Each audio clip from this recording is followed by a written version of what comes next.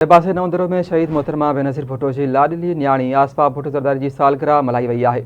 आसफा भुट्टो ज़रदारी पंहिंजी पुफी फरियाल टालपुर ऐं ॿियनि अॻवाननि सां गॾिजी पंहिंजी सालगिरह जो केक काटियो। पीपी अॻवाननि ऐं कारकुननि आसफा भुट्टो जी सालगिरह जूं वाधायूं ॾींदे तोहफ़ा ऐं खोड़ सारियूं दुआऊं ॾिनियूं। अहम ख़बर मां शेयर करे रहिया आहियूं। नवदेरो में शहीद मोहतरमा बेनज़ीर भुट्टो जे लाडली न्याणी आसफा भुट्टो ज़रदारी जी सालगिरह मल्हाई वई। आसफा भुट्टो ज़रदारी पंहिंजी पुफी फरियाल टालपुर ऐं ॿियनि अॻवाननि सां गॾिजी पंहिंजी सालगिरह जो केक काटियो। पीपी अॻवाननि ऐं कारकुननि आसफा भुट्टो ज़रदारीअ खे सालगिरह जूं वाधायूं ॾींदे तोहफ़ा ऐं खोड़ सारियूं दुआऊं ॾिनियूं।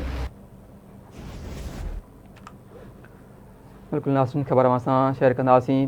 नवंदरो में शहीद मोहतरमा बेनज़ीर भुट्टो जी लाडली न्याणी आसफा भुट्टो ज़रदारी जी सालगिरह मल्हाई वई आहे। आसफा भुट्टो ज़रदारी पंहिंजी पुफी फरियाल टालपुर ऐं ॿियनि अॻवाननि सां गॾिजी पंहिंजी सालगिरह जो केक काटियो आहे। पीपी अॻवाननि ऐं कारकुननि आसफा भुट्टो खे सालगिरह जूं वाधायूं ॾींदे तोहफ़ा ऐं खोड़ सारियूं दुआऊं ॾिनियूं आहिनि। नवंदरो में शहीद मोहतरमा बेनज़ीर भुट्टो जी लाडली न्याणी आसफा भुट्टो ज़रदारी जी सालगिरह मल्हाई वई आहे।